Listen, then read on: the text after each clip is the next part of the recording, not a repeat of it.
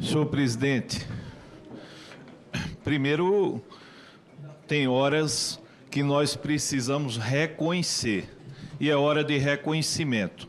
Acabei de ver uma entrevista do presidente Lula, quando ele disse que o filho dele deve explicações sobre o caso INSS. Eu acho que isso é a postura de um presidente. Portanto, não tem mais por que negar a vinda de Lulinha ao colegiado.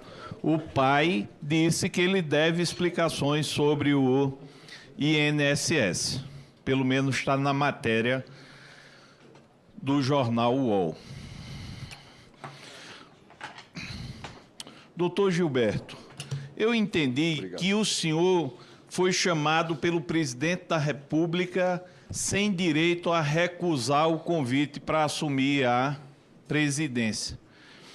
Eu li uma reportagem, queria que o senhor pudesse ou não confirmar, em que, durante um evento ou um vídeo, o atual ministro da Previdência, se referindo ao senhor, disse que tinha falado muito mal do senhor ao presidente Lula.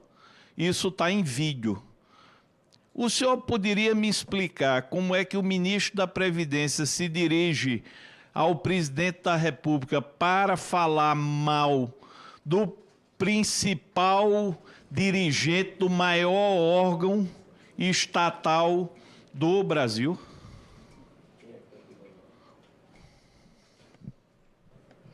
Boa tarde, relator. Na verdade, aconteceu isso no evento de 35 anos do INSS, mas eu não sei qual a razão, o motivo. Acho que pelo histórico, porque quando cheguei no INSS era muito tido como xerife, como algum interventor. Acho que tinha essa visão de que seria um corregedor e não um gestor dentro do INSS. Talvez seja essa a situação.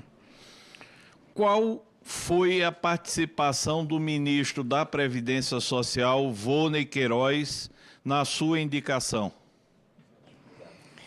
Nenhuma. Eu fui nomeado dia 30 de abril e ele 2 de maio. Presidente, eu vi algumas reportagens que o senhor estaria diante das atitudes saneadoras que estavam ou que estão sendo tomadas, o senhor estaria sendo retaliado. E que o senhor, diante dessa retaliação, o senhor teria pedido a exoneração da senhora Léa Bresser, não sei se é esse o Bresser, Léa Bresser. É verdade que o senhor pediu a exoneração da diretora do INSS, Léa Bresser? É verdade, relator.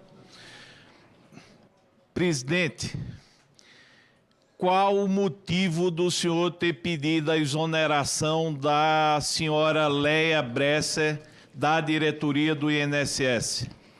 Bom, na verdade é por questões técnicas. Na verdade, ela é diretora de tecnologia da informação, é uma área sensível para todo o INSS e a gente entendia a necessidade de mudança tecnicamente. Por favor, passe aqui uma. Mais um, pronto. Não, aquele que eu pedi para passar.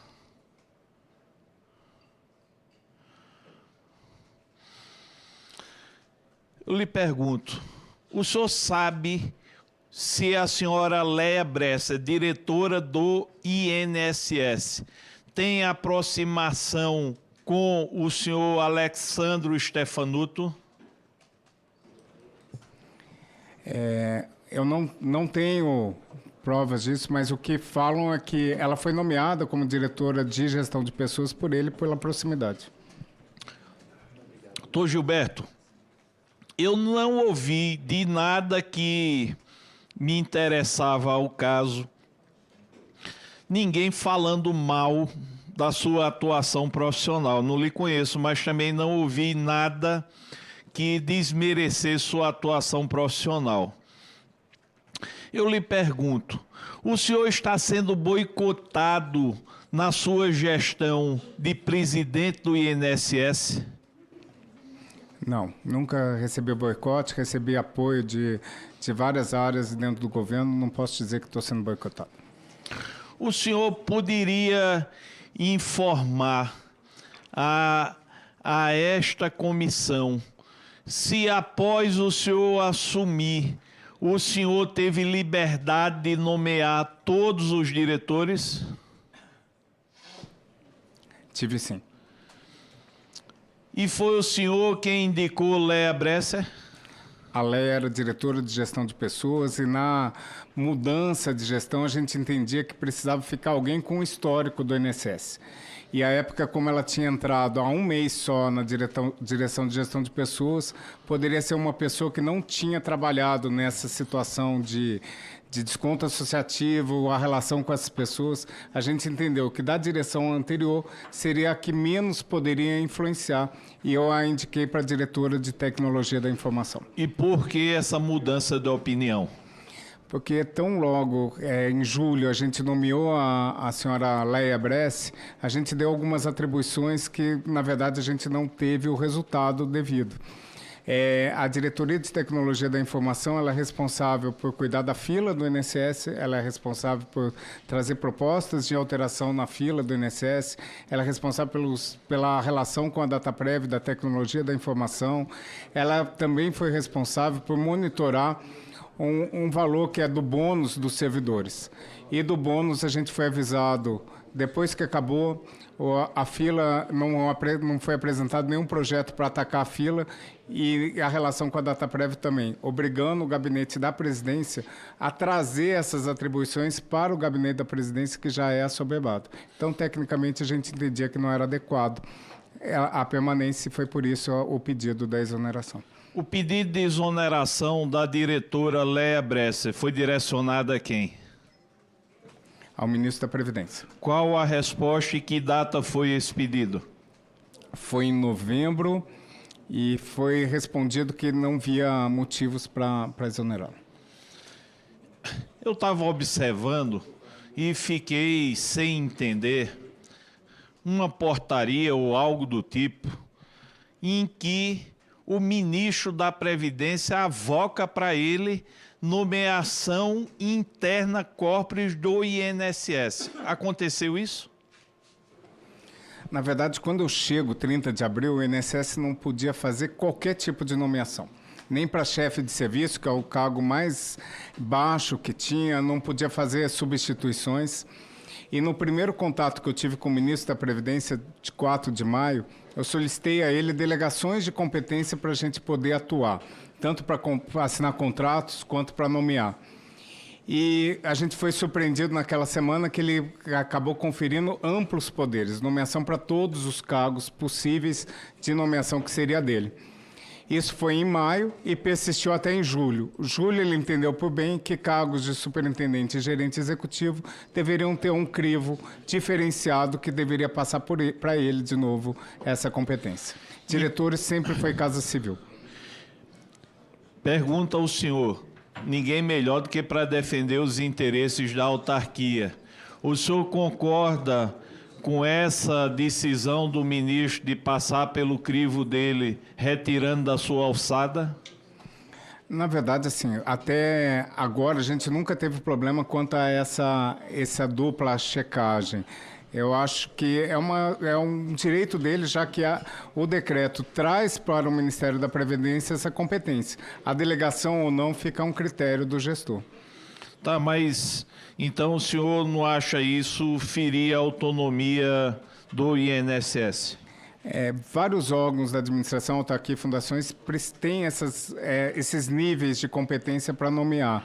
Então, isso, na verdade, está pela lei e é um direito que cabe ao gestor escolher se delega ou não amplos poderes para nomeação. Então, sendo mais objetivo, isso não lhe incomoda em absolutamente nada?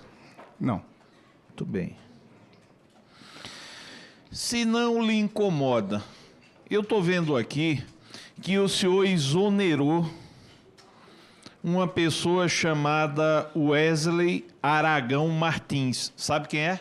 Sei, o ex-gerente executivo de São Luís do Maranhão. O senhor exonerou? Exonerei. O senhor tirou uma semana de férias a partir de 3 de novembro de 2025.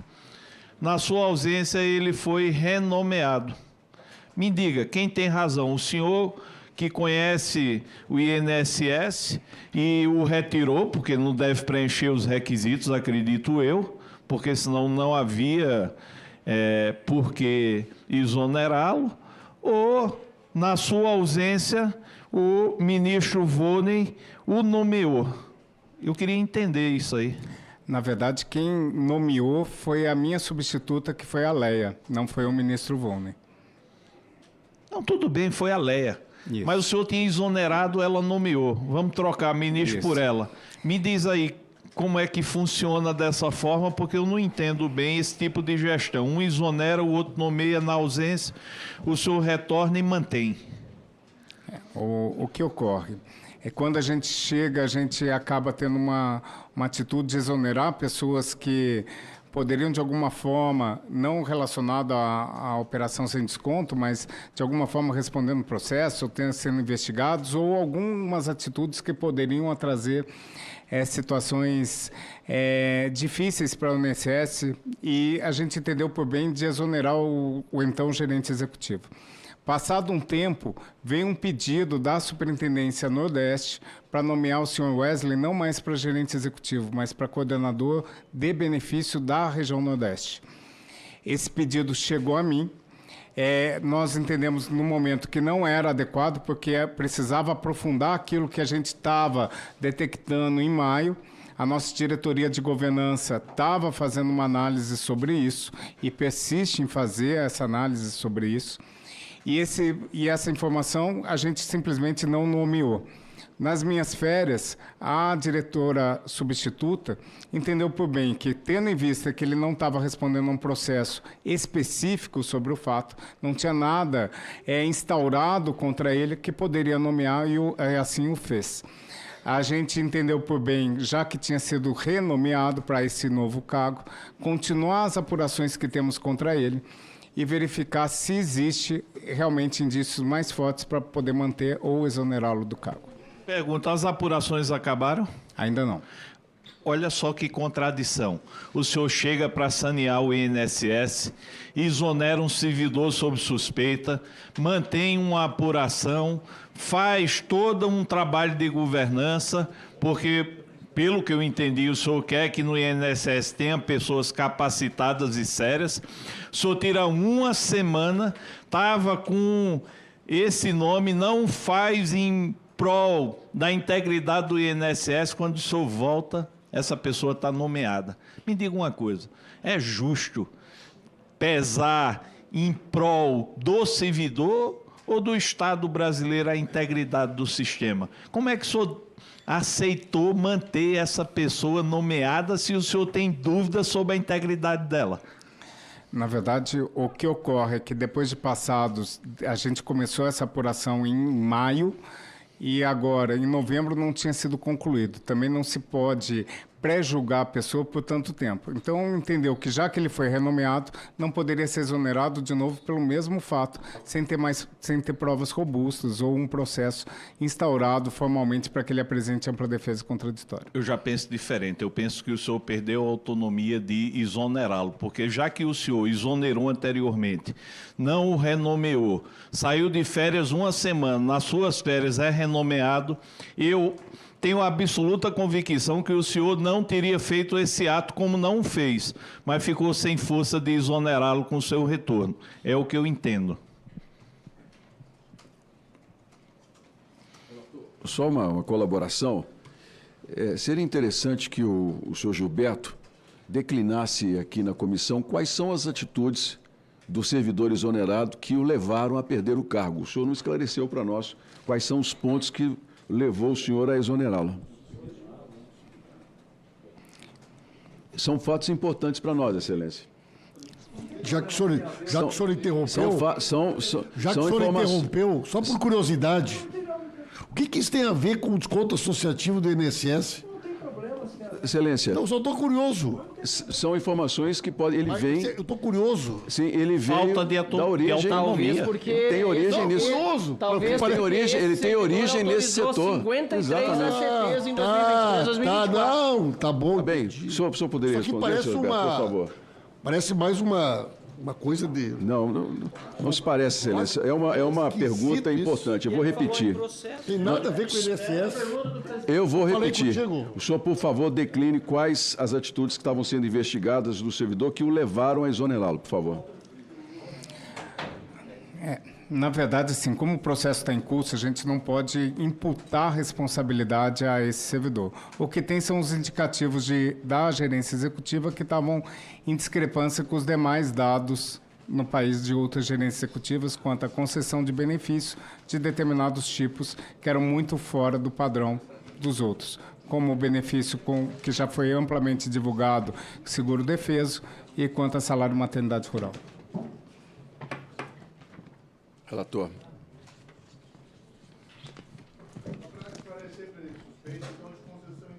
De benefícios.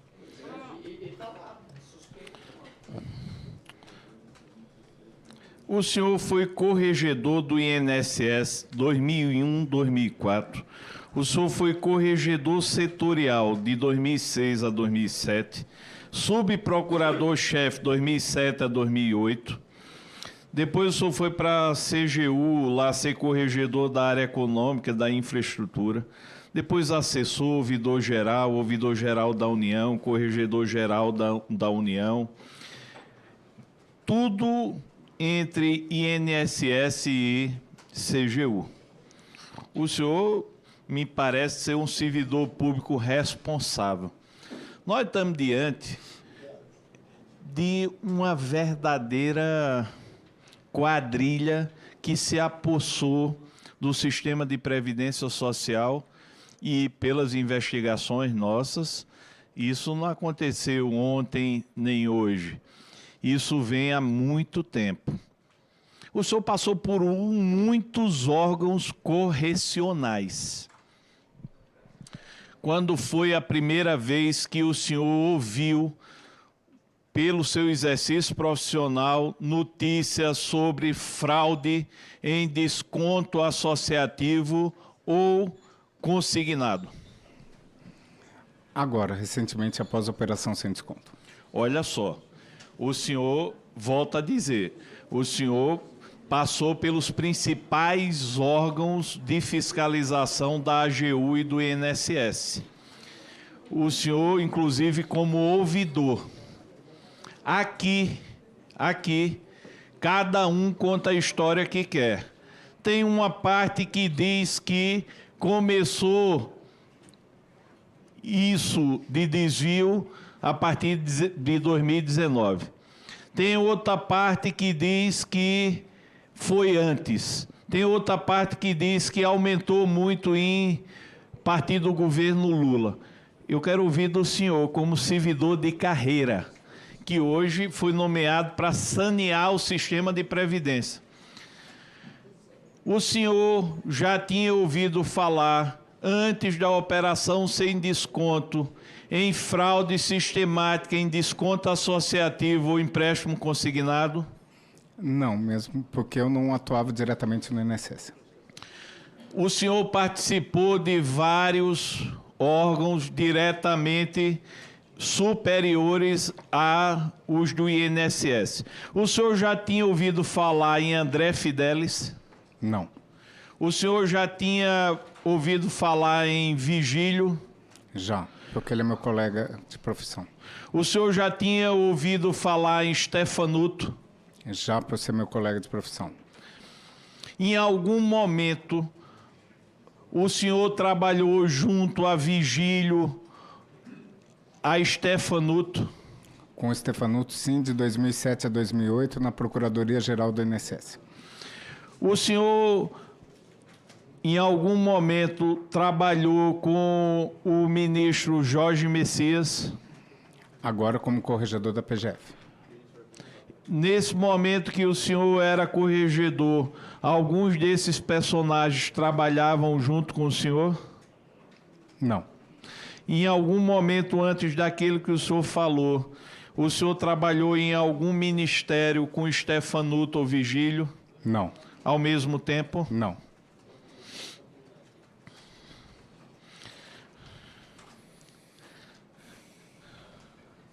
O senhor, como corregedor de algumas dessas pessoas citadas, porque fazem parte da carreira da AGU, o senhor recebeu algum tipo de indício, notícia crime, suspeita de desvio de recurso público, tráfico de influência, organização criminosa, lavagem de dinheiro desses personagens? Não, O senhor já tinha ouvido comentários sobre isso? não.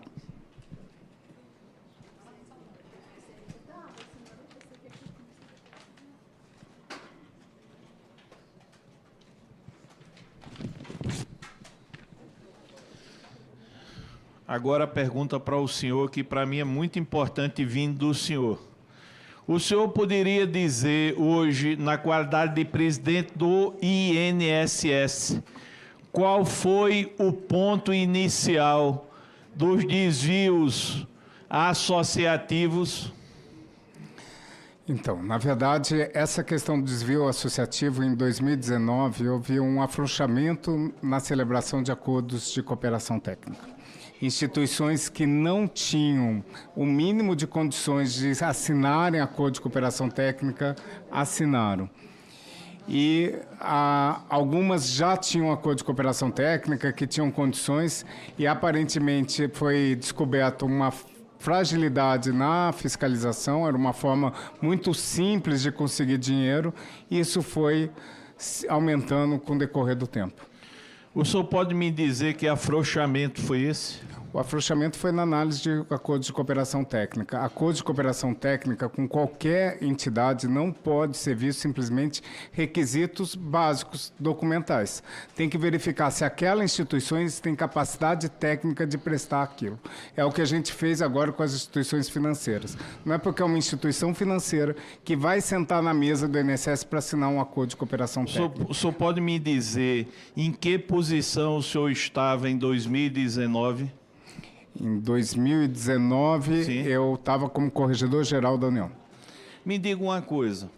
O senhor descobriu quando essa história do afrouxamento em 2019? Agora, quando chego ao INSS.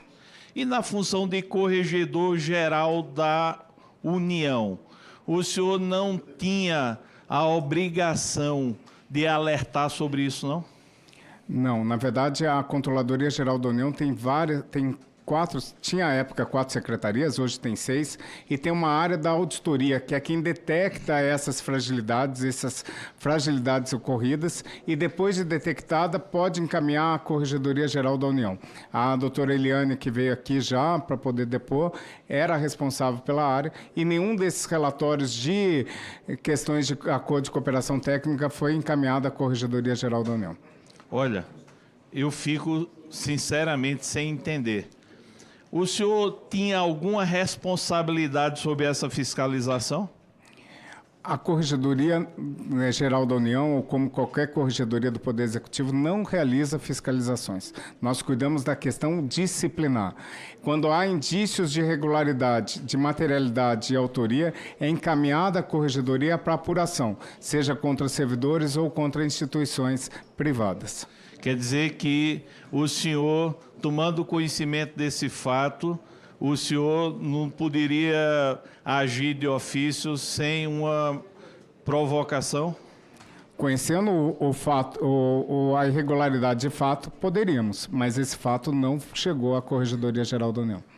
Qual foi a regra de afrouxamento que o senhor, por favor, cite aí, que o senhor identificou? A questão não é regra, a questão é o ânimo do gestor de fazer a avaliação se aquela instituição realmente existia, se tinha capacidade técnica e se prestava aquele serviço que fazia para o nosso segurado. Uma instituição que tem desconto associativo de segurados, e ela é de Sergipe, tem segurado no Rio Grande do Sul, ou que fala que vai prestar determinado tipo de serviço e ela funciona numa salinha de 45 metros quadrados, claramente não tem capacidade técnica para prestar aquele tipo de serviço. E antes de 2019, funcionava diferente? Então, essa é a grande questão. O INSS nunca apurou, nunca investigou esses fatos. E as pessoas que ali estavam, aparentemente, verificaram essa brecha para poder aumentar os seus ganhos irregulares. Doutor Gilberto, eu fiz uma pergunta ao senhor bem objetiva. A pergunta é, qual foi o ponto de virada? E o senhor me respondeu de forma bem objetiva. Foi 2019. Eu perguntei qual foi a regra. O senhor me disse não foi regra, foi o ânimo do gestor. Eu perguntei como é que o senhor identifica isso. O senhor, eu quero saber o seguinte, olha o tipo de resposta que o senhor me deu. O senhor, eu aqui tenho uma apuração desde 2015. E eu sei como é que a coisa funciona. Aí eu chego aqui e faço uma pergunta bem objetiva e o senhor está respondendo sobre o ânimo do gestor.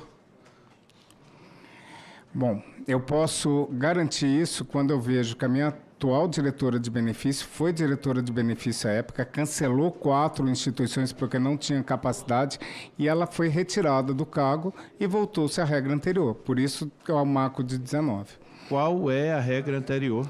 É a vontade da análise desses acordos de cooperação.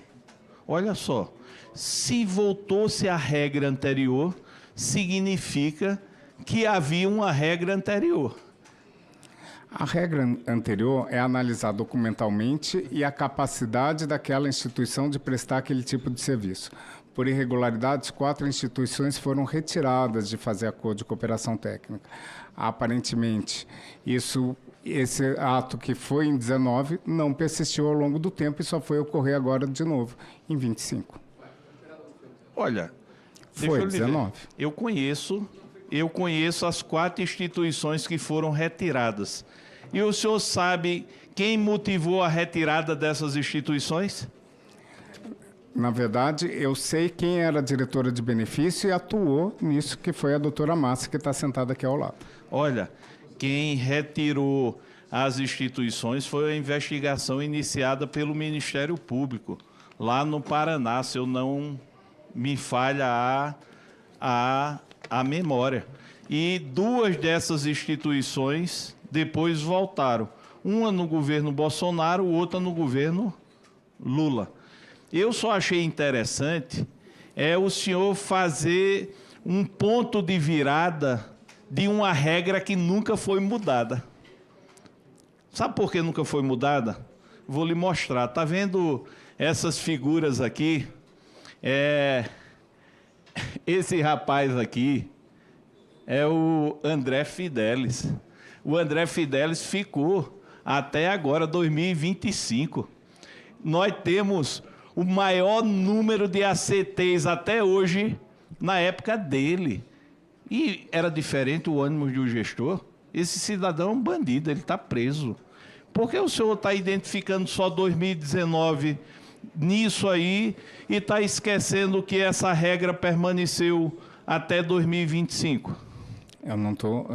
O senhor perguntou a partir de quando? A partir de 2019, ele começa essa mudança para assinar os ACTs e ela, na verdade, vem aumentando até a operação sem desconto. Até dentre 19 a 25 não houve mudança de regra alguma para assinatura dos acordos de cooperação. Tem aquela apresentação das datas dos ACTs com as tabelas?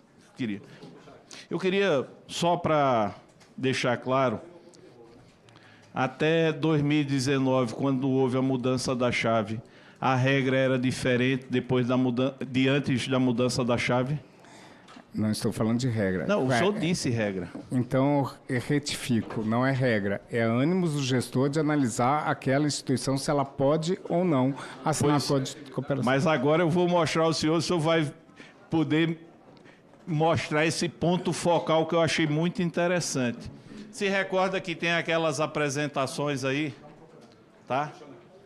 Dos ACTs, ano a ano.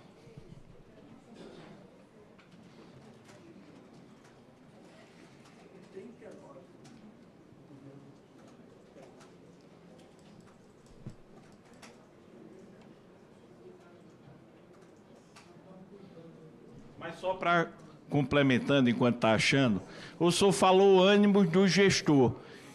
Qual é o gestor a quem o senhor está se referindo? A competência era do diretor de benefício. Então, o diretor de benefício à época teve um período que teve uma mudança para o diretor de atendimento, voltou para o diretor de benefício. Esse era responsável por analisar, verificar e, se for o caso, fiscalizar os acordos de cooperação técnica. Tá. Então, quando o senhor estava falando de ânimo do gestor, o senhor estava se referindo ao diretor de benefício. Estou puxando isso aí. Mas vamos mais um pouco, para a gente poder...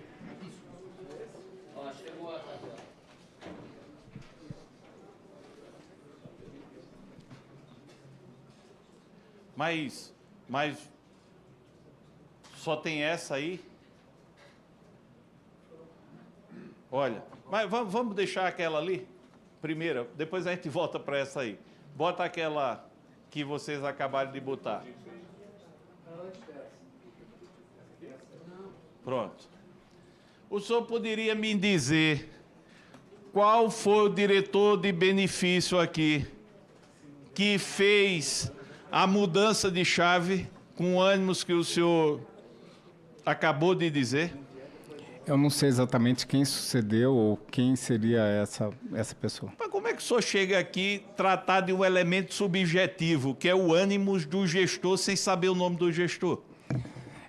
Deputado, na verdade, o ânimo está que mesmo assinando acordo de cooperação e ele tendo problemas, eles são cancelados. Isso aconteceu em 19 com 4 instituições, a Abraps, a Bansp, Centrap e a Dansp, e depois disso nunca mais ocorreu. Você até pode celebrar por erro com alguma instituição, Nunca mas... mais ocorreu o quê, doutor? Não, nunca mais ocorreu uma fiscalização e cancelamento das instituições, desses acordos de cooperação. Não é essa tabela, não. É aquela tabela que eu mostro ano a ano quantos ACTs foram celebrados.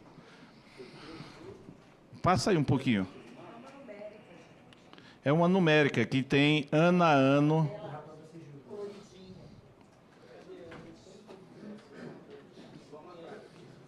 Desculpa, mas para a gente poder esclarecer aqui. É uma tabela numérica que mostra 2015, foram tantos ACTs, 2000 e tal. Desconto associativo. Do crédito consignado a gente chega já lá.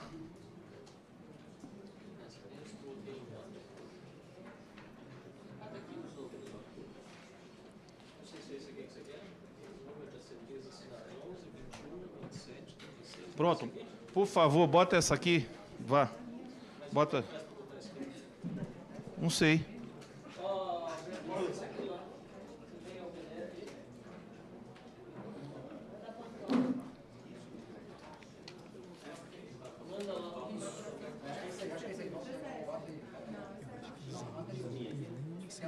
Presidente, eu peço licença, mas a gente vai ter que esclarecer isso aí. Relator, fique... Oi. Não, fique à vontade. Obrigado, presidente. O povo tem paciência porque quer a verdade, Pronto. Excelência. Não, isso aqui é o valor de desconto associativo, mas não é isso que eu... Vai para frente disso aqui para a gente ver se a gente acha. Pronto. Isso daqui a pouco eu falo, eu pergunto a ele, foi bom, mas vamos para frente. Pronto. Pronto. Olha só. Eu preciso botar isso aí também. Olha só. O senhor disse que a virada da chave foi 2019. Eu vou mostrar ao senhor que o esquema vem muito antes. E o senhor era dos órgãos de correição. Olha. CONTAG 2016. Só para a gente não ir muito longe. Nessa competência aqui, 77 mil adesões. Vou muito longe, não. INSS, qual a capacidade de fiscalização disso aí? Atual? Atual não, lá. Eles não havia fiscalização. Ótimo. Aí, aqui foi 77, mas aqui, é que eu não... não sou bom de matemática, mas aqui 250. O senhor tem notícia de fiscalização? Não. Aqui 2018.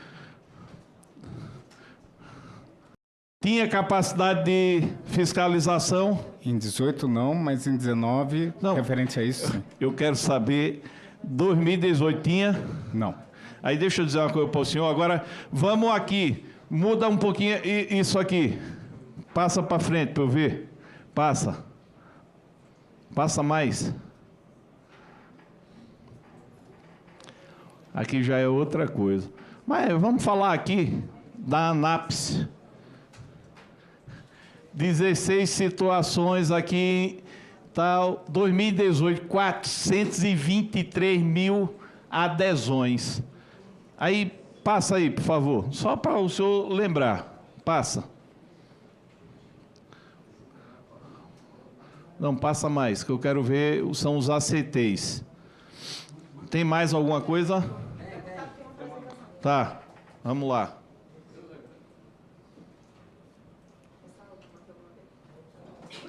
Mas eu queria que o senhor gravasse esse nome ANAPS 2018 em uma quantidade de adesão de quase 500 mil. Tá?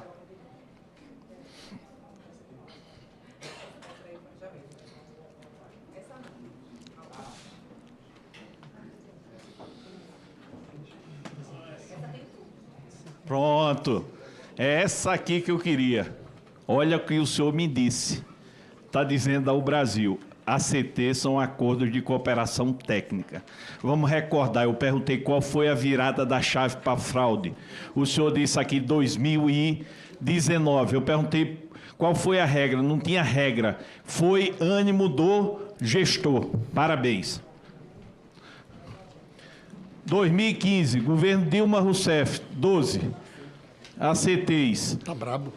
12, 2016, 2017, 18, 2018, 18, 2019, 25, 2020, 31, 2021, 34, 2022, 24, 2023, 27, 2024, 39. Eu só quero uma pergunta ao senhor. Quantas notícias o senhor tem de fiscalização pelo INSS de 2024 a 2025 desses ACTs? 2015 a 2024. Bom, eu tenho a notícia de 4 instituições. Não, eu quero saber desses ACTs aqui, ó. Desses ACTs aqui. O senhor já falou das 4 instituições e eu disse que foi provocação do Ministério Público Federal. 4 foram suspensos, um votou no governo Bolsonaro, o outro votou no governo Lula. Tira esses 4. Quantas fiscalizações houve desses ACTs aqui até 2024 que o senhor tenha conhecimento? Nenhuma. Como é que o senhor disse que a chave é em 2019? Porque em 2019, 4 instituições foram sancionadas por irregularidades e, a partir de então, nenhuma mais foi sancionada. Quando a gente quer mudança de comportamento, a sanção é fundamental para a mudança de comportamento e sinalização para todos de que aquela regra é mais rígida. Não tem como simplesmente mudar algo simplesmente sem sanção. Porque se a instituição não presta aquele serviço, aumenta o número de reclamação e nada acontece, a gente continua na mesma situação. Em 19, 4 instituições foram sancionadas e nunca mais. Então, o marco, a chave, é isso, é que depois de 19, nenhuma outra instituição recebeu mais nenhuma sanção, mesmo com denúncias, mesmo com irregularidades, mesmo cancelando os descontos associativos, e é por isso. Olha, doutor, eu não sei se eu estou entendendo errado, mas olha só, o senhor de 2015 a 2024, o senhor sempre esteve no topo de órgãos de fiscalização. Eu fiz a primeira pergunta aqui. Doutor Gilberto, qual foi a primeira vez na vida que o senhor ouviu falar de desconto associativo irregular? O senhor me respondeu. Quando? Em abril de 25. Muito bem. Como é que em 2019 o Ministério Público Federal, e eu podia estar aqui, era o governo Bolsonaro, não estou dizendo que foi o governo Bolsonaro que adotou, não, foi o Ministério Público Federal. Como é que o Ministério Público Federal exige a suspensão de 4 entidades e o senhor, no órgão de correição, o senhor não tinha conhecimento disso? Nunca foi encaminhado à Corregedoria Geral da União essas informações. Olha, esses ACTs que foram suspensos, eles foram suspensos porque alguém permitiu que houvesse aqui safadeza na assinatura e o senhor não tomou uma providência como corregedor da União. Não tomei porque não chegou à Corregedoria Geral da União nenhum fato envolvendo ACTs, envolvendo entidades associativas. Pô, eu fico espantado como é que o órgão máximo de correição tem uma reunião, um grupo de trabalho, Ministério Público, tem Defensoria Pública, tem INSS, tem Ministério da Previdência, descobrem a safadeza, ou seja, as 4 associações que foram suspensas aqui. Sabe o que é que sobrou de responsabilidade administrativa para quem praticou a fraude? Zero. E sabe quem era o responsável por essa apuração? O corregedor. A não ser que eu esteja enganado. Penso assim. A não ser que eu esteja enganado. Isso, para mim, tem nome. Isso, para mim, tem nome. Para mim, se chama prevaricação. Agora, prevaricação só existe dolosamente. Se realmente o senhor não tomou conhecimento e se há essa falta de conexão entre os órgãos de fiscalização, para mim, mostra o tamanho do estrago do país. Se eu disser para o senhor falou o ponto de virada foi 2019. E se eu disser ao senhor que a gente tem ACT em 2015 fraudado, tem ACT em 2016 com safadeza, em 2017 com safadeza, em 2018 com safadeza, em 2019, 20, 21, 22, 23, 24. E que se eu disser ao senhor que essa safadeza, ela vem de antes de 2015, mas a gente não apurou, a gente só veio a 2015. Porque como é que o senhor identifica só o ponto de virada em 2019 de chave, se a safadeza está aqui, eu posso mostrar ao senhor as entidades que não tiveram fiscalização nenhuma. Porque o ânimo do gestor era diferente em 2019 e não era do mesmo jeito nos outros anos. Bom, safadeza, fraude, tentativa de fraude, ocorre todos os dias na administração pública. Eu estou falando dos ACTs. Dos ACTs. E o que ocorre? Quando detectado, tem que trazer um alerta para o gestor para poder mudar essa regra. O alerta dado pelo Ministério Público em 2019 trouxe uma ação do Estado correta de cancelamento dos ACTs. O que você tem que verificar? Se teve 4 ACTs com irregularidades, tem que se trazer um alerta para fazer uma ampla apuração sobre os fatos. Aparentemente, isso não foi feito. Os gestores continuaram agindo da mesma forma, sem nenhuma regra diferente durante esse período. Então, vou refazer a pergunta. 2015, 2016, 2017, 2018, já havia problemas em descontos associativos? Com certeza. Pronto. Eu acho importante um arrodeio maior do mundo para poder dizer que a safadeza já existia desde o início do período de investigação. Mas volta aí, por favor. Volta um aí. Tem mais ou não?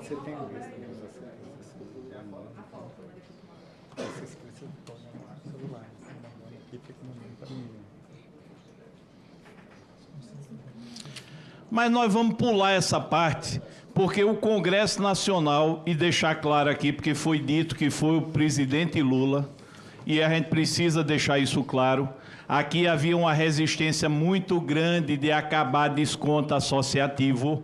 O Congresso Nacional, por iniciativa do Congresso Nacional, nós aprovamos o fim dos descontos associativos. Então, aqueles que criaram entidades bandidas para retirar dinheiro de aposentado e pensionista não vão mais poder fazer isso, porque acabou. Essa zona acabou. E foi o parlamento que todo dia é dito, foi o parlamento quem cuidou disso. E a partir de 2026... os ACTs estão suspensos após a operação sem desconto. Após os descontos associativos foram suspensos após a operação sem desconto.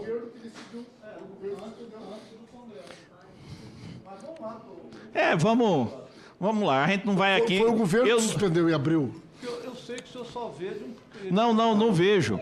Não, o deputado Rogério, deixa eu dizer uma coisa para o senhor, para deixar de uma vez por todas claro que eu estou irritado.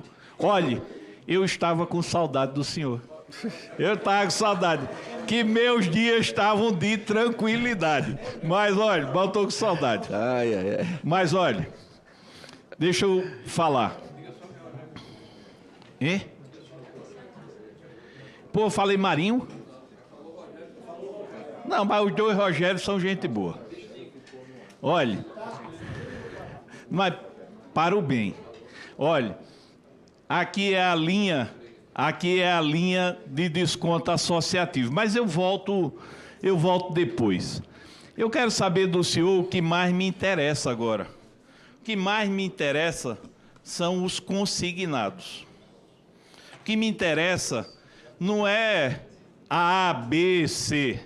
Eu quero saber, o senhor assumiu após a suspensão dos descontos associativos, não é isso? Exatamente. Pronto. Ou seja, do desconto associativo, ele já chegou já com a situação já resolvida, ou pelo menos encaminhada, tá bom? Agora, volta lá para a primeira parte da minha apresentação.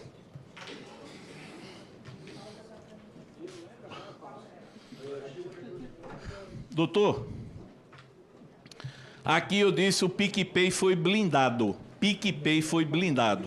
Foi feito um produto, olha, é a mesma coisa chegar no alfaiate. Foi feito um produto sob medida para o PicPay. E o senhor chegou e suspendeu o produto. Quanto foi repassado até a suspensão do produto para o PicPay? Se não me falha a memória, está na minha apresentação, a gente bloqueou 110 milhões de um total de 322 milhões. Olha só. Vocês estão vendo a importância. PicPay ganhou um produto sob medida que só ele operava. PicPay, que é JBS. Só para corrigir, 252 milhões no total, sendo 110 milhões bloqueados. Ganhou um produto sob medida. Esse cidadão que está aqui sentado, quando assumiu, com a missão de sanear o INSS, foi o que ele fez? Ele acabou com esse produto, é verdade? É verdade. Muito bem. Aí deixa eu lhe dizer, o que é que eu quero saber agora, que para mim é o mais importante disso tudo. Quem teve a ideia de desenhar esse produto? Quando eu falo produto, é a operação de um crédito por um único banco. Pelo menos foi o banco que estava operando, foi esse. Esse produto nasceu da cabeça do INSS ou o banco chegou com a ideia pronta para o INSS? Essa é a minha pequena dúvida. Desculpa. Eu não sei. Olha, eu posso afirmar. Quando a testemunha não responde, eu posso afirmar. Eu posso afirmar por tudo que eu estou analisando. Pois bem, PicPay, você chegou com um produto pronto e você ganhou o produto. E nós não vamos deixar isso passar batido. Vou trazer de novo o requerimento aqui para poder expor essa promiscuidade. Isso é uma promiscuidade. Mas quero lhe parabenizar porque o senhor suspendeu. Era safadeza, o senhor suspendeu. Agora eu vou falar de outro banco. Bota aí a minha apresentação, por favor. Passa aí. Passa. Pronto. O senhor já ouviu falar desse banco chamado Deicoval? Já. O senhor acha normal que a pessoa responsável pela carteira de consignados do Deicoval foi a mesma que saiu direto do INSS, com todos os registros, dados históricos, e pediu licença do INSS e agora trabalha no Deicoval? Isso é permitido num país? Há uma lei de conflito de interesse, a Lei 12.813, de 2013, que proíbe conflito público e privado, e a pessoa que sai em licença ou exonerado, ele precisa consultar a comissão de ética ou o órgão para verificar se há ou não conflito de interesse para poder desempenhar uma atividade privada. O senhor sabe a quem eu estou me referindo? Não. Não? Eu vou lhe dizer. Eu estou me referindo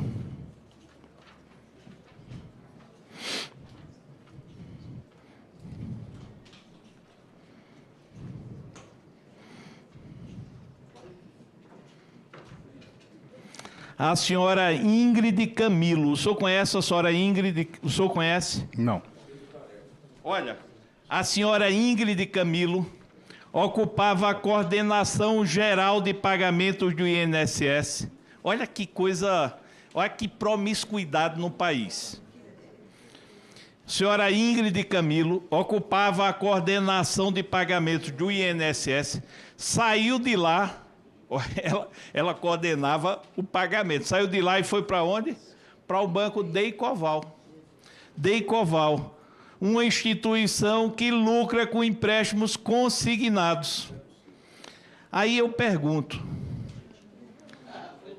o banco Deicoval, ele arrecada quanto de consignado? O banco Deicoval pegou os dados do INSS, ele não precisou roubar, não. Ele não precisou invadir, não. Ele só fez uma contratação. Pegou o cérebro com todos os dados e foi para onde? Foi para lá, para o Deicoval. E o Deicoval tem, sabe o que com o INSS? Eu não sei hoje, ele vai dizer daqui a pouco. Um acordo de cooperação técnica. Se fosse um país sério, estava preso o dono do Banco Deicoval, o presidente, e estava preso a senhora Ingrid Camilo. Isso, para mim, é uma vergonha. Do mesmo jeito, o PicPay. O PicPay ganhou um produto à custa de aposentar de pensionista. Ainda bem que chegou um presidente para sanear e impediu que o roubo continuasse. Mas olha, o senhor, só para lhe informar, o senhor era corregedor geral. O senhor tomou alguma providência sobre essa contratação? Bom, essa contratação ela fica submetida ou à Comissão de Ética Pública ou uma outra área da CGU que se chama Secretaria de Transparência e Prevenção à Corrupção. Eles que apuram eventual conflito de interesse. Então vou refazer a pergunta. O senhor tomou conhecimento desse fato? Desse eventual conflito de interesse, não. O senhor, em algum momento, recebeu algum representante do Agibank? Recebi do Agibank e recebi também do Deicoval, só para poder deixar claro que a gente tem um processo aberto de apuração de irregularidade com a Deicoval, com indicativos de devolução de dinheiro para os nossos segurados. O senhor pode me dizer quem era do Deicoval que o senhor teve contato? Eu posso pegar, eu acho que é o diretor de operações e agora a última reunião, o diretor de operações e a advogada. E o senhor poderia pegar aí para repassar para a gente? Com certeza. Por favor, com quais pessoas do Deicoval? Foram 2 reuniões. Tá. Agora vamos falar, porque está todo mundo muito concentrado no Master. O Master é coisa de bandido, tem que ir para cadeia mesmo, não tem para onde correr, não. Metade da República está no bolso do dono do Master. Mas peraí, mas aqui a gente está investigando só Master, não. Aqui a gente está investigando esses 10. Então, deixa eu perguntar ao senhor. Eu estou com auditoria aqui. E na auditoria, eu poderia perguntar ao senhor, o senhor sabe desses bancos aqui, quem mais concedeu empréstimo consignado a pessoas falecidas? Agibank. Agibank. Agibank está com a CT suspenso? Ele ficou suspenso e acabamos de assinar um termo de cooperação com compromisso de devolução de dinheiro com modificações de procedimentos. O senhor acha? 20 dias. O senhor acha? O senhor sabe dizer quantos 1.000 mortos foram inseridos nisso aqui? 3 mil?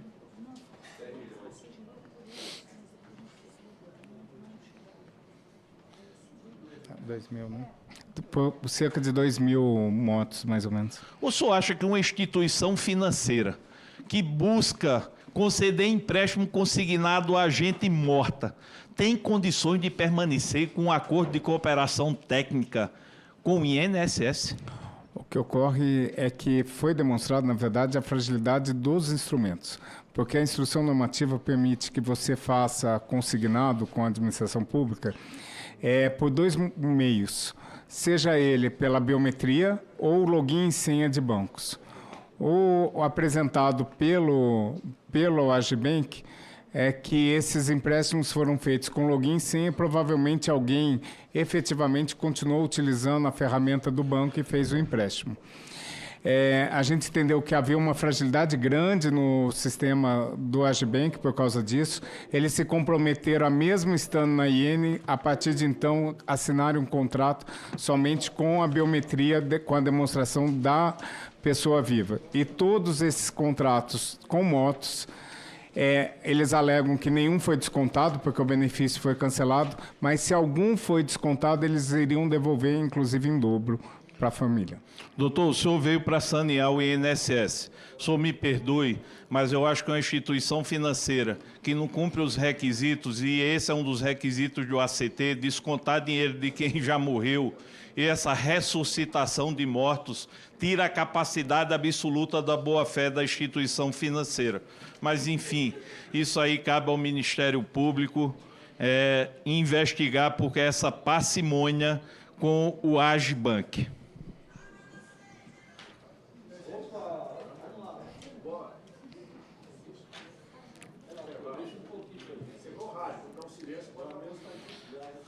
Não, tenho calma aí.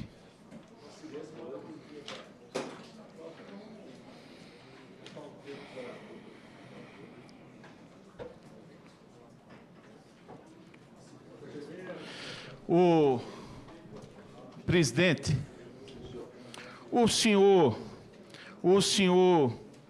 sabe dizer se o INSS agora está... Eu só queria fazer um registro aqui. Eu acho que não está mais. O nosso colega deputado Paulinho Freire, prefeito de Natal, estava aqui conosco. Ô, Paulinho, rapaz, prazer grande, viu? Faz falta aqui no parlamento. Mas o senhor sabe quem é Antônio Rob Meia Neto? Eu tenho dúvida se é um representante da Dataprev. Talvez seja. Um servidor do INSS que está no Dataprev. O nome é parecido, mas eu não tenho como afirmar se é. Qual é o sistema? O senhor é conselheiro da Dataprev desde julho de 2025, não é isso? É uma cadeira natural, o presidente do INSS, pelo INSS ter 49% das ações da Dataprev, o presidente do INSS é conselheiro da Dataprev. Na sua gestão como conselheiro da Dataprev, o senhor sabe dizer se foi renovado um contrato com a Oracle? Não passou essa renovação pelo Conselho. O senhor tomou conhecimento da renovação desse contrato? renovação, não. Eu sabia que a Dataprev contratou a Oracle porque tem vários sistemas, como o sistema de benefício, que depende dessa tecnologia. E o senhor sabe quando foi essa contratação? Não sei.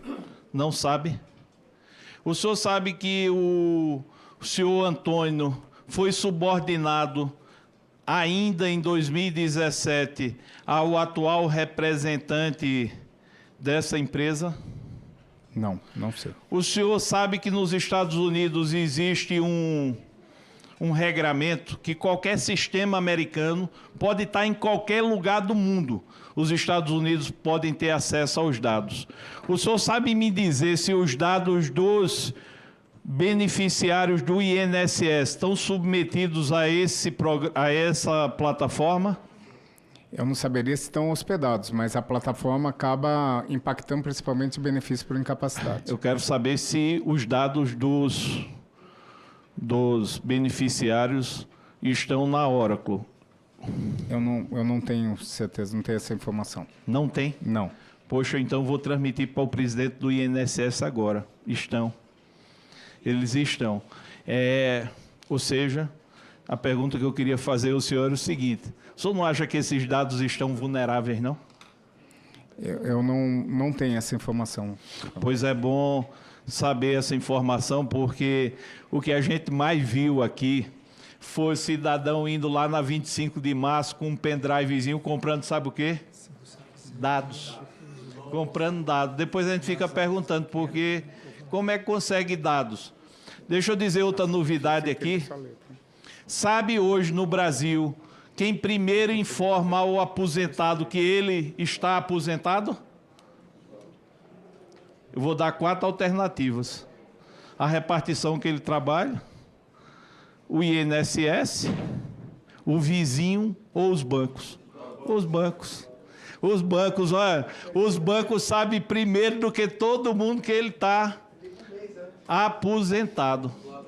Aí, eu acho isso, e chegou muitas notícias disso aí. Rapaz, não sabia nem que estava aposentado, mas o banco é quem comunica. Eu acho isso interessante.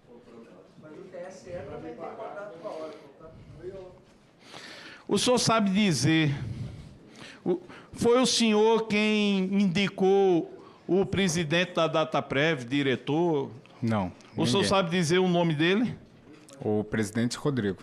O senhor sabe dizer se a Oracle tem débito com a Dataprev? Não sei.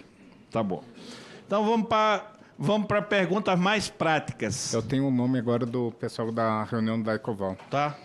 Dia 17 de novembro foi só o senhor Nilo Cavazan e dia 13 de janeiro? 19 de janeiro, Nilo Cavazan, Cristiane Sannes e Fernanda Costa. Tá. O que eu ia pedir ao senhor nisso aí, claro que não preciso dizer ao senhor, é que está um conflito de interesse com os dados que estavam sob a responsabilidade da senhora que eu acabei de citar, e hoje ela está com o Decoval, ela está lá no Decoval, utilizando exatamente essas informações.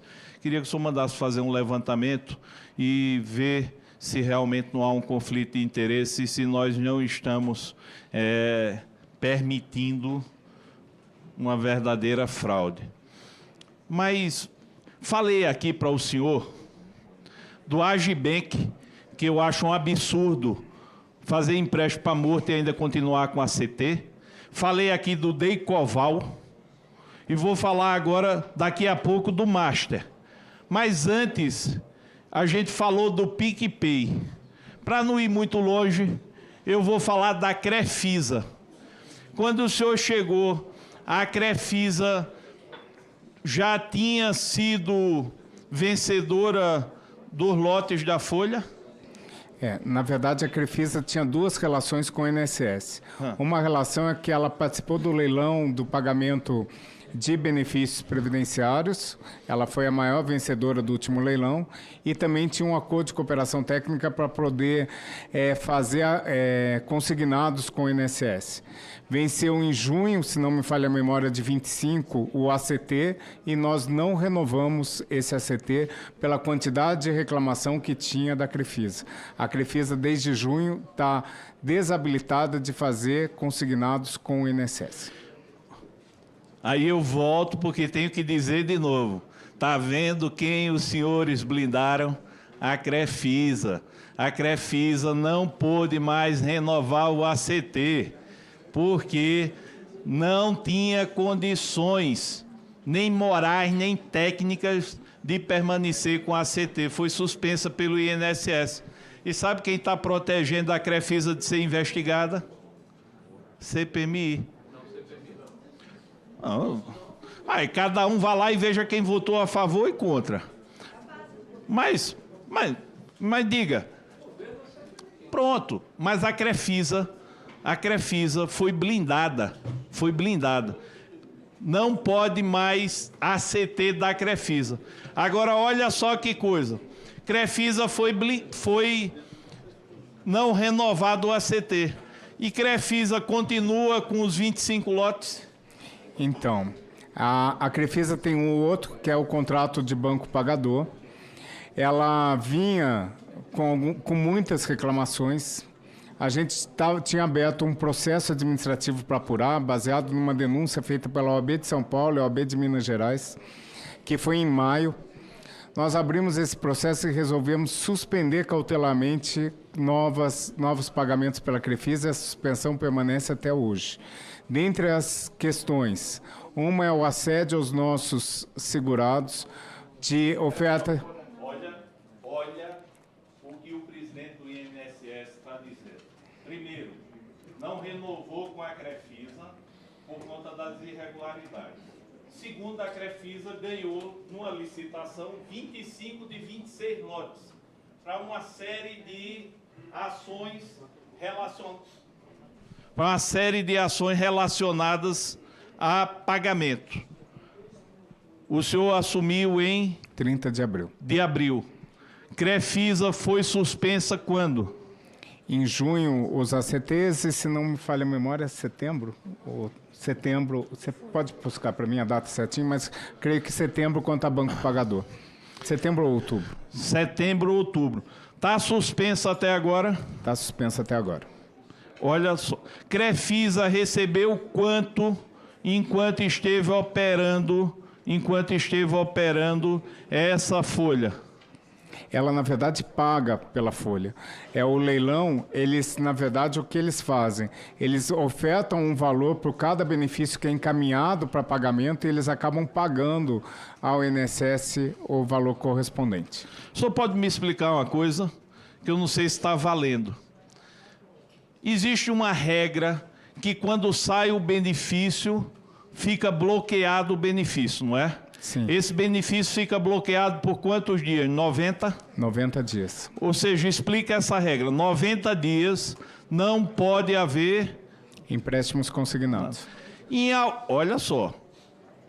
Em algum momento, quem opera a folha, que é o caso da Crefisa, de 26, operando 25... havia alguma instrução que permitia ela oferecer esse crédito antes do prazo de 90 dias? Não, ela não tinha essa liberdade de oferecer o crédito consignado e essa era uma das questões, porque oferecia antecipação de crédito. Para poder explicar um pouquinho do porquê que, inclusive, os bancos têm informação primeira, porque quando o benefício é concedido, aquele banco tem que se preparar para receber a folha de pagamento com cadastro, com as informações para que possa ocorrer o pagamento dentro da data acordada. Uma das questões que estamos discutindo com a Crefisa é que aproveitava dessa informação para ofertar antecipação de crédito com uma taxa de juros mais alta do que o de 1,85.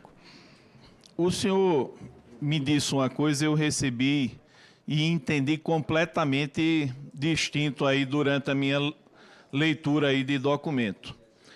Tinha uma regra para evitar esse canibalismo de banco em cima de segurado, que em 90 dias ficava trancada a possibilidade, ficava vedada a possibilidade de empréstimo. Não é isso? Qual é essa regra? Só para poder corrigir, a Crefisa está suspensa cautelarmente desde agosto de 25. Tá. Ela não recebe novas folhas. Certo. Mas continua operando as folhas anteriores. O que já era pagamento por ela continua, a não ser que o nosso segurado queira fazer a portabilidade para outro banco. Então fica a critério do nosso segurado a manutenção ou não na Crefisa. Tá. A Crefisa teve o ACT não renovado, teve a suspensão da licitação, mas continua operando até onde tinha a folha. Eu quero saber essa regra, que eu não entendi direito. Não são 90 dias sem possibilidade da instituição financeira fazer consignado? Sim. Muito bem. Durante esse percurso dessa determinação, houve alguma exceção ou foi revogada que o banco, a instituição financeira que fizesse o pagamento tinha direito a fazer o empréstimo? Na verdade, saiu no leilão essa prioridade para o banco pagador, que caiu por uma decisão judicial. Pronto. Olha aí. Vocês estão vendo como é que funciona no Brasil? Deixa eu te dizer. Funciona assim. O povo não estava aguentando mais dessa forma predatória de agir dos bancos. Meteram lá uma instrução, seja lá o que foi, proibindo durante 90 dias, de banco aperrear ou ir para cima para emprestar. Aí, sob encomenda, colocaram lá antes da licitação. Quem ganhar a folha vai poder operar sozinho nesses 90 dias. É outra imoralidade, como foi também do PicPay. E sabe quem interviu? O Poder Judiciário. Porque os outros bancos chiaram. Sabe quem era o destinatário sob encomenda? Se chamava Crefisa. Por isso, quando eu falo aqui que esses bancos deveriam estar sob investigação e foram blindados, é porque cada um, e eu não vou me alongar, cada um tem uma história bem bacana em relação à INSS. Uma parte dessa história eu mostro daqui a pouco, a mais.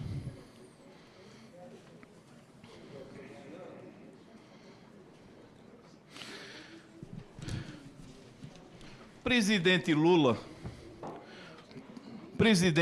vetou o parágrafo 1º e 2º do artigo 3º do PL 1546 de 2024, que foi sancionado este ano. O que é que diz esse veto? Esse veto proíbe o uso do Fundo Garantidor de Crédito como segunda camada de proteção ao aposentado e pensionista que foi ludibriado pela instituição financeira. Como também proíbe o INSS de ressarcir diretamente ao beneficiário se isso não for solucionado em 30 dias.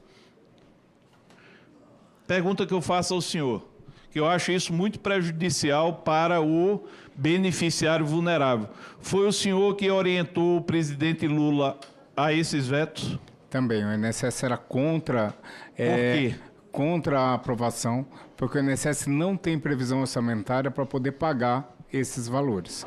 Não pode o INSS ser o primeiro responsável pelo pagamento de prejuízo feito por instituição financeira. O INSS não lucra com o banco, o INSS não tem um orçamento limitado para suas atribuições. Então, não tem como o INSS assumir a responsabilidade de todo e qualquer prejuízo dado por uma instituição financeira, o INSS assumir. Mesmo porque hoje é consolidado na Justiça que quem é responsável pelo pagamento de eventuais fraudes fraudes de consignado é a própria instituição financeira. Colocar isso nas mãos do INSS é colocar nas mãos e prejudicando nossos aposentados e pensionistas, porque eles teriam um prejuízo da atividade do INSS, que o orçamento já é pequeno, para poder pagar fraude bancária. Isso ao meu ver, seria um grande risco para o INSS. Eu até entendo. Eu pergunto, o Master, agora com esse golpezinho, vai gastar quanto do Fundo Garantidor de Crédito? 50 bilhões? 40 bi? Muito bem. E por que vetar o Fundo Garantidor de Crédito para ressarcir aposentado e pensionista? Porque, efetivamente, ele não era o primeiro. É? Porque a ordem de pagamento, o Fundo Garantidor, não era o primeiro a ser responsabilizado. Ele primeiro tinha que ir no INSS, que não temos 40 bilhões para poder pagar fraude de master, para depois se socorrer do Fundo Garantidor. A ordem estava invertida, a ordem estava errada. Se quiser tirar os 40 bilhões do Fundo Garantidor, tenho certeza que INSS e todo mundo vai aplaudir. Mas colocar nas costas do INSS uma dívida que não é dele, que é do banco, que é quem lucra com consignado, é colocar nas costas de aposentado e pensionista uma despesa que não é dele. Mas deixa eu perguntar uma coisa ao senhor. Por que não vetou só o parágrafo primeiro e não deixou o Fundo Garantidor no parágrafo segundo? Porque havia uma regra de preferência. Primeiro, o INSS tinha que notificar o banco. Se não feito o pagamento em 30 dias, o INSS tinha que arcar com esse prejuízo e depois o INSS tinha que... E o INSS tinha que se socorrer do Fundo Garantidor. Isso, na verdade, é um risco para todos nós. A gente ficaria, no menor das hipóteses, com 30 dias a descoberto com esse valor. Olha, tinha a oportunidade de o INSS orientar o veto. É? Olha, o Rogério continua com saudade, eu também estou com saudade de você. Olha, presidente, eu discordo. Eu acho que para o banco, o Fundo Garantidor, 1.000. Para os aposentados e pensionistas, a própria autarquia contra o uso do Fundo Garantidor. Bastava vetar o parágrafo primeiro. Mas entendo a sua explicação. Mas tem outra aqui.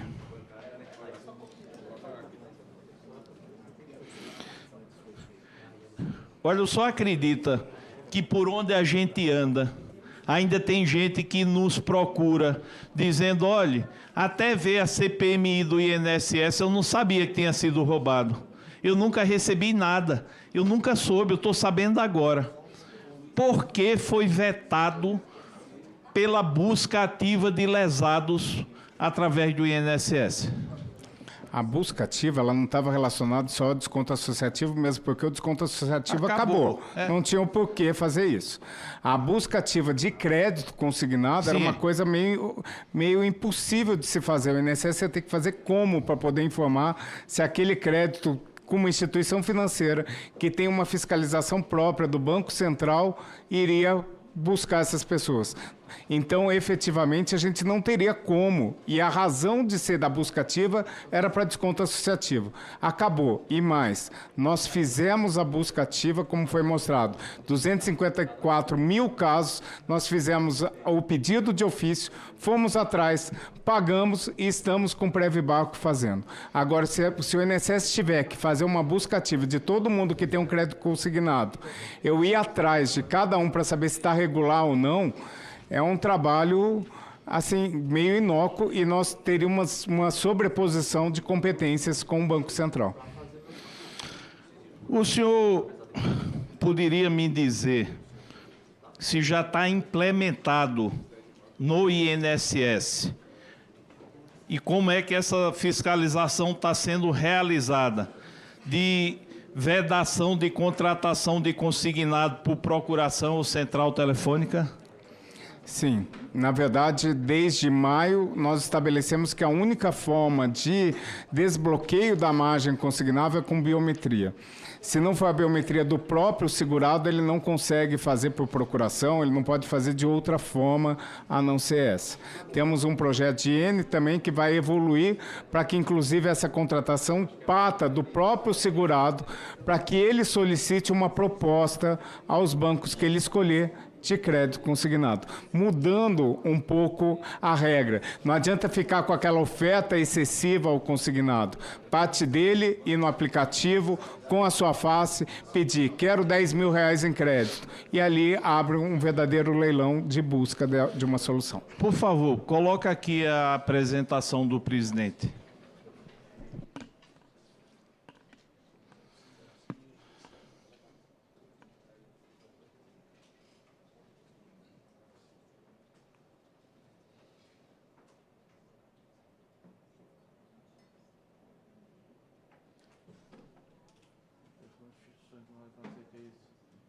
Vigentes. Tem outra sem ACTs vigentes.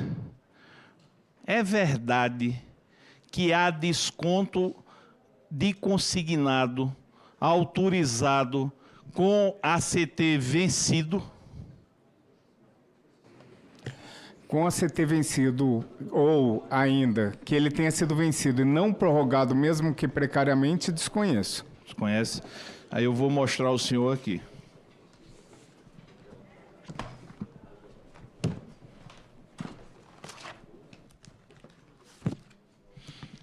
Auditoria 175-268. O senhor conhece essa auditoria? Conheço. Conhece? Nessa auditoria aqui, foram identificados milhares de empréstimos consignados sendo descontados por bancos com acordos de cooperação técnicos vencidos? Na verdade, o que ocorre? Como apontado na mesma apresentação, vários contratos não subiram a data prévia, dentro do prazo de 7 dias após a celebração. Então, o que ocorre? Quando nós cobramos essas instituições para ter a subida do contrato, algumas instituições que já tinham ACT vencido subiram o contrato. Não é que novos empréstimos foram feitos. Eles subiram o contrato para que a gente pudesse fiscalizar, inclusive, a regularidade ou não. Um exemplo típico disso foi o Master. O Master subiu os contratos após o vencimento do seu ACT, visando o quê? A busca e a fiscalização adequada desses ACTs. Eu estou aqui procurando na nota técnica e eu quero mostrar ao senhor o que é que a auditoria diz aqui, viu? Que aí vamos ver quem é que está.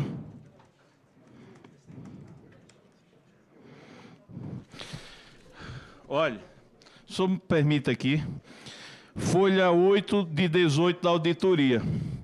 Banco do Nordeste do Brasil. ACT expirado no período, 2.274 averbações. Banco Santander, 602 mil averbações, isso com ACT expirado. E ó, impediram de investigar o Santander aqui. Banco de Brasília, BRB, 25. Banco Bradesco, 2.281.000 averbações com ACT expirado. Banco BMG, 974 mil. Banco Bradesco Financiamento, 659 mil. Banco Safra, 1.809 mil. Banco Pan, 499 mil. Deicoval, 334. Mas tem muito mais aqui. Eu pergunto ao senhor. Eu perguntei, o senhor disse que não recorda.